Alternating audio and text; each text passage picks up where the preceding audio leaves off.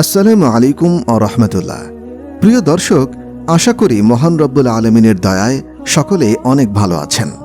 উম্মতে মুহাম্মাদের কিছু বিশেষ প্রাপ্তি রয়েছে যা অন্যান্য নবীর উম্মতেরা পাননি। তন্মধ্যে একটি হল জুমার দিন। হাদিস শরীফে এই দিনের অনেক ফজিলত বর্ণিত হয়েছে।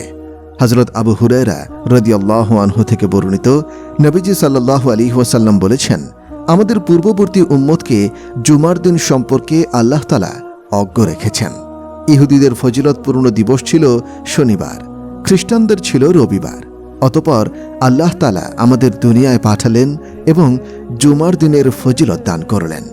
সিরিয়ালে শনি ও রবিবারকে শুক্রবারের পরে রাখলেন। দুনিয়ার এই সিরিয়ালের মতো কিয়ামতের দিনও ইহুদি খ্রিস্টানরা উম্মতে মুহাম্মাদের পরে থাকবে।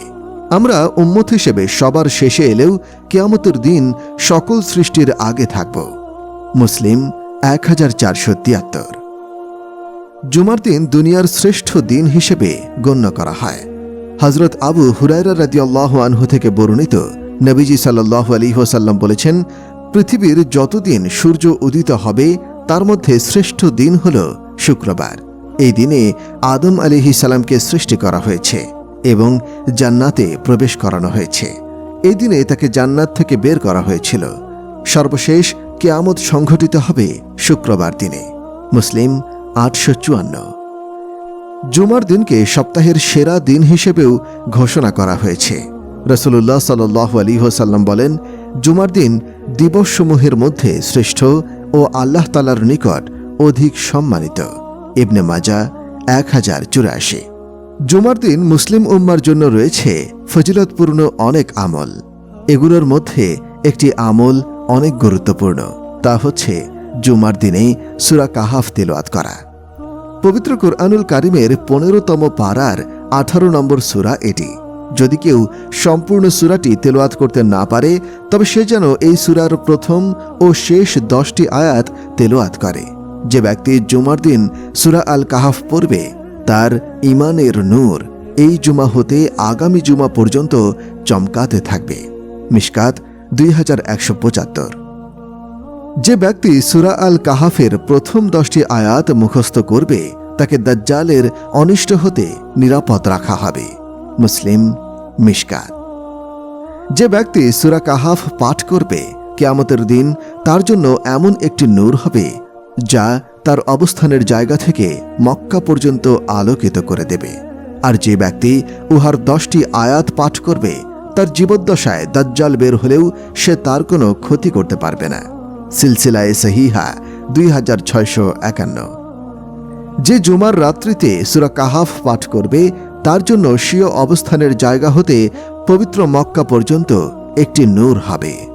সহিহ তারগিব ও তারহিব 736।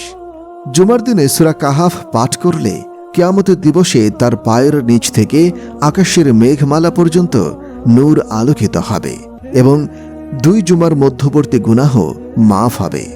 আত-তাগরিব ও তারহিব 1/298। জৈনিক ব্যক্তি সূরা আল কাহাফ পড়ছিল, তখন লোকটি তাকিয়ে দেখতে পেল একখণ্ড মেঘ তাকে পরিবেষ্টন করে নিয়েছে। বারা ইবনু আজির বর্ণনা করেছেন যে লোকটি বিষয়টি রাসূলুল্লাহ সাল্লাল্লাহু আলাইহি ওয়াসাল্লামের কাছে বললেন। তিনি তাকে উদ্দেশ্য করে বললেন, হে অমুক, তুমি সূরাটি পড়তে থাকো, কারণ এটি ছিল আল্লাহর রহমত বা প্রশান্তি যা কুরআন তেলাওয়াতের কারণে বা কুরআন তেলাওয়াতের জন্য অবতীর্ণ হয়েছিল। মুসলিম 1742। অর্থাৎ এটা হলো আল্লাহ তাআলার পক্ষ থেকে ওই সাকিনা বা প্রশান্তি যা কুরআন পাঠের সময় অবতীর্ণ হয়ে থাকে। সূরা কাহাফ বা 18 নম্বর সূরা পড়ার সময় কখন? বৃহস্পতিবার দিন শেষে সূর্য ডোবার পর থেকে শুক্রবার সূর্য ডোবা পর্যন্ত যে কোনো সময় সূরা কাহাফ পাঠ করলে হাদিস অনুযায়ী আমল করা হবে ইনশাআল্লাহ। উল্লেখ্য যে এক বৈঠকে পুরো সূরা পড়াটা জরুরি নয়, বরং বৃহস্পতিবার সন্ধ্যার পর থেকে শুক্রবার সূর্যাস্ত পর্যন্ত একাধিক বৈঠকে ভাগ ভাগ করে উক্ত সূরাটি পড়ে শেষ করলেও একই সওয়াব পাওয়া যাবে ইনশাআল্লাহ।